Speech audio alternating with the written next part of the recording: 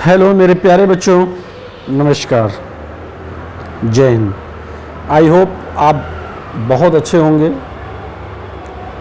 Result आ ही चुका है और आप में से बहुत से लोग फ्यूचर डॉक्टर बन चुके हैं और बहुत से लोगों की मेरिट थोड़ी बहुत कम थी।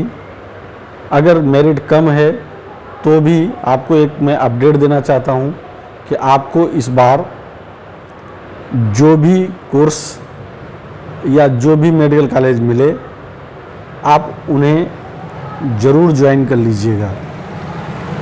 ऐसी बात मैं इसलिए बोल रहा हूँ क्योंकि माननीय सुप्रीम कोर्ट ने सरकार को या एमएमसी को एक निर्देश दिया था और ये निर्देश 2024 में था।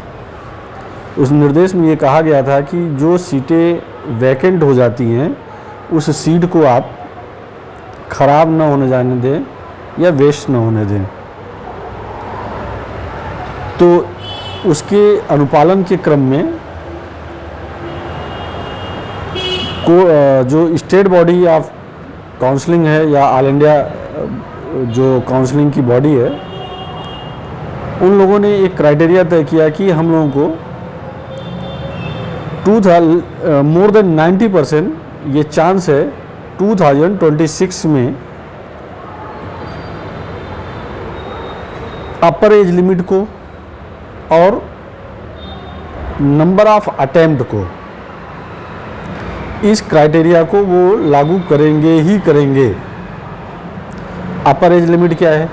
25 ईयर है।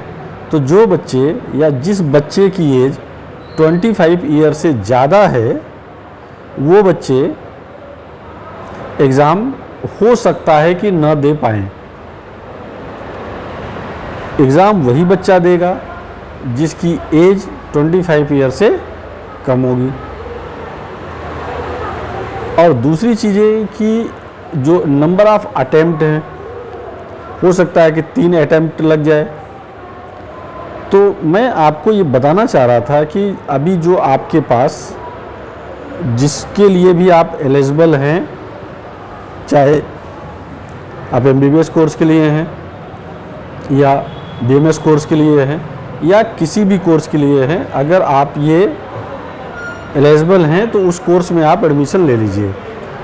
और रही बात है कि कॉलेज की बात, तो कोई बहुत बड़ा नामी कॉलेज है या थोड़ा कम नाम वाला कॉलेज है, तो बेटा मैं आपको ये बताना चाहूँगा कि जो सिलेबस होता है वो सबका सेम है। जो सिलेबस सेम है, डिग्री सेम है, पढ़ना आपको अपने से ही है। जो एजुकेशन बॉडी है जो भी आपको पढ़ाती है वो लगभग सबका सेम पैटर्न है, पढ़ाने का पैटर्न सेम है। और रही बात प्रैक्टिकल की, तो प्रैक्टिकल लगभग सेंट्रल गवर्नमेंट ने या गवर्नमेंट ऑफ इंडिया ने ये चीज़ें डिसाइड कर दी है कि हर जगह प्रैक्टिकल होगा और स्ट्रिक्टली प्रैक्टिकल होगा। तो इसलिए कॉलेज कोई भी ख़राब नहीं है, कोर्स कोई भी ख़राब नहीं है। आप उस कोर्सेज को, उस क्लास को अभी आप ज्वाइन कर लें। जब आप उसको ज्वाइन कर लेंगे तो हो सकता है कि आप नेक्स्ट एग्ज़ाम जब देने जाएं तो अभी आपके पास एक चांस है कि नया मतलब कि आप 2026 में एक एग्ज़ाम दें।